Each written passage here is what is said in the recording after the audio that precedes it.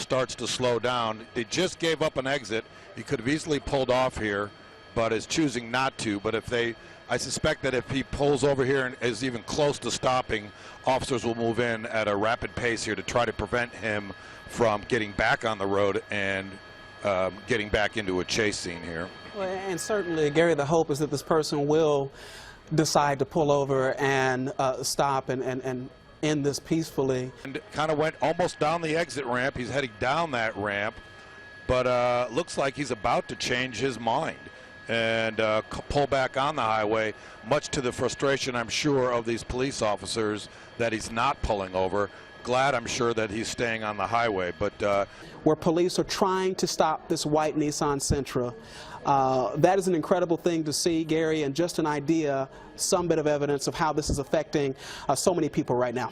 Yeah, those people have to be very frustrated because there's a line of police officers that's not letting anybody through. And, you know, they're not going to. There really is no place at this point. You can see the folks on the side of the road.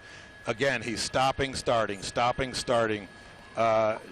It's obvious he's not going to outrun them, but yet he continues to do this and refuses to give up. So there's something a little off here in terms of what the plan is here. I can tilt up here and show you a little bit, but there is no other offer on here for quite some time. I'm looking at least a half a mile, if not more. I don't want to pan too far off this, but at least a half a mile or more before there's another exit or an opportunity for this person to get off the highway. Okay, and Gary, as we continue about all these folks, I don't believe any of these folks are news media, would be my guess, maybe one or two. That's just the public hoping to catch a glimpse of what's going on. Now, granted, they're up on top and out of harm's way in that area, but that's the kind of stuff that they're dealing with, and officers don't have time to deal with that, and they probably won't deal with that particular incident unless it becomes a problem traffic-wise, but they've got bigger issues to take care of here, keeping folks who are on. The officers themselves so far, right? Okay, I'm giving you a tight shot here. I'll zoom in here a second, and you'll see that this person has a cell phone. He appears to be talking on his cell phone. He's looking out the window, possibly at us at the attraction, and just weaving. We don't see anybody in either the front seat or the back seat, but it appears to be an empty vehicle. But very, very casual, acting very casual as he drives with one hand and visits on a cell phone with somebody on the other hand. And a very unusual shot here of being able to actually look inside this car and try and figure out what is going on here. You can see, again, moving his hands, changing the vehicle, more interested in what the sideshow is outside than anything else. And unfortunately, that's probably feeding his desire not to pull over. That, you know, he's creating a sideshow spectacle, and he's probably pretty proud of himself for doing it. Yeah, he does have a bit of a smirk on his face, at least from what we're seeing right now, this picture you're showing. And let me say that just a while ago we passed the Cooks Lane Bridge, and we're now hearing from Fort Worth Police that they, in fact, have gone onto that bridge and told people to get off quite quickly, and for two reasons. And this should be emphasized to the people who are ahead of this chase, that this person has a history of we don't know his name. Police obviously do.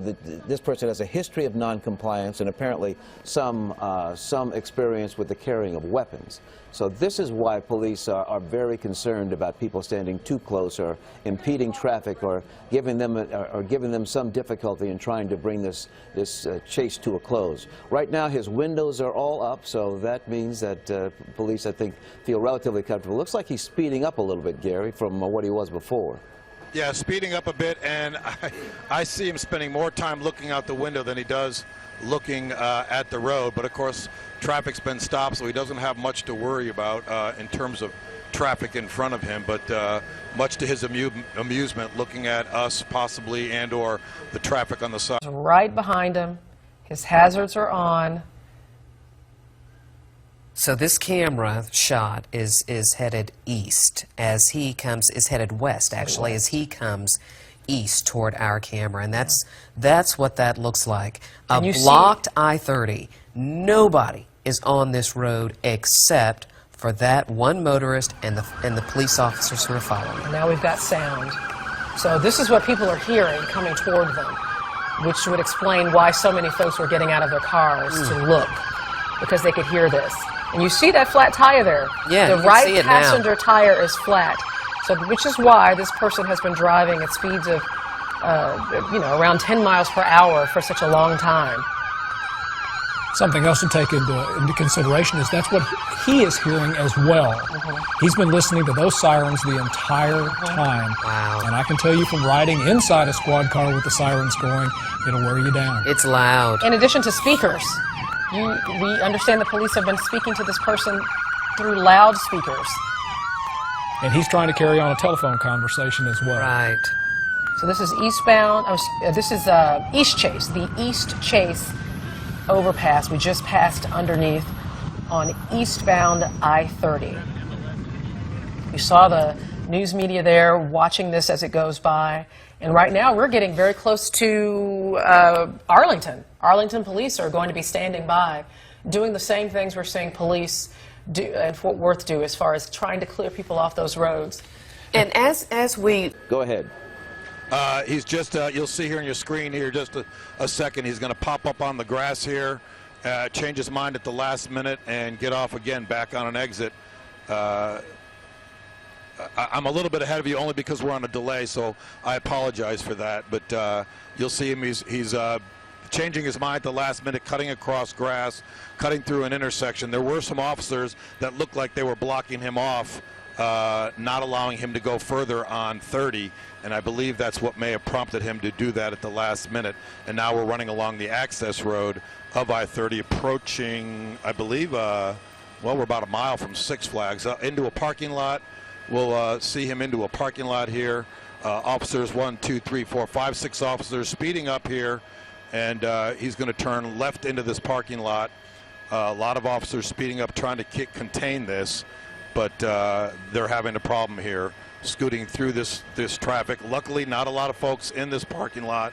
He's going to turn here and then come back out, and it appears he's going to get back on a north-south road, but not sure what that is. Yeah, Gary, let me, you're on, obviously you're seeing this live. We're on a bit of a delay. Let us see if we can talk this through here. Now headed southbound, of course. Make a left turn here. 6. Relatively close right now, turning all the way around, so he's going back 6. to the north. Right now. On the right-hand side should be some kind of a golf course. Uh-oh.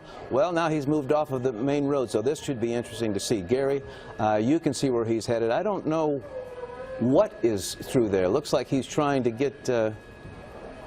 This is an empty parking lot, a construction strip zone. Officers are moving in really soon. They really wanted to catch him inside there, but now he's making his way back to the road, and he actually will probably get out of this parking area and back onto the road again, which is really disappointing because traffic is picking up, the speed is picking up, and he's southbound now on that would be southbound on Collins.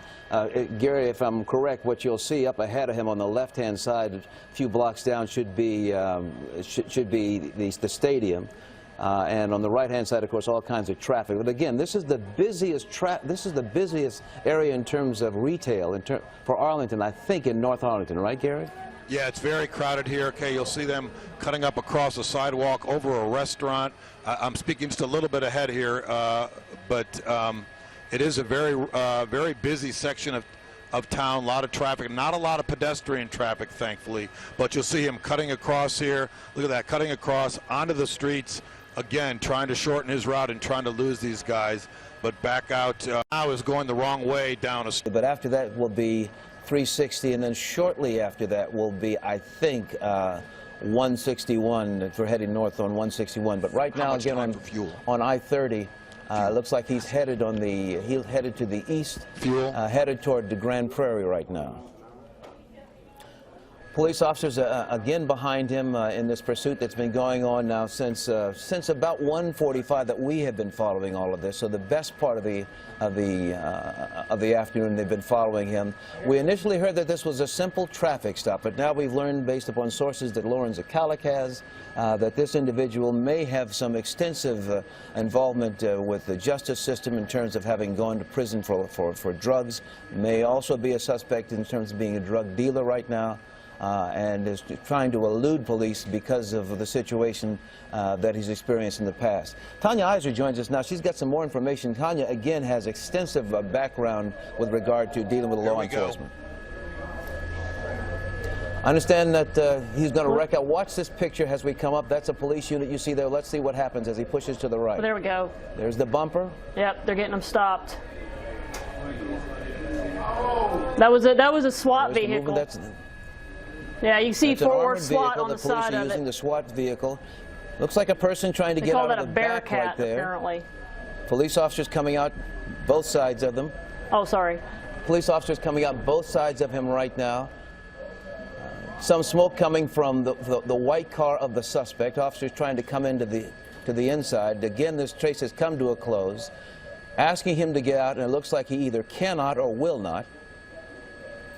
You see them poking at the window. They'll be coming around to the other side and momentarily. This is a SWAT unit that's come around that's brought this to a close. Police officers, again, there he is, trying to crawling out the window right now. Police officers come around, grab him, pull him out of the vehicle, bringing him to the ground now. Officers look like they're securing the situation. They don't seem to be concerned about anyone else being inside. They brought the suspect out of the vehicle. It has wrecked. So it looks like the officers are okay. The suspect now in custody. Police officers securing the scene. Tanya Iser joins me. Tanya, did you get a chance to see all that? Having some difficult... Oh, I'm watching it right now. Obviously, they used one of their SWAT vehicles to bring this thing to an end. Talking to law enforcement folks, what they're saying, obviously this became a life safety issue to allow this to continue, and that's why they got the SWAT vehicle involved and ended this thing in the way they did. We'll have more on the 4 about this, obviously. Tanya, I cannot. We'll be taking a break now, and obviously we'll have more on the 4 o'clock show. Into custody. Let's take a short break. News 8 at 4 starts in just a moment.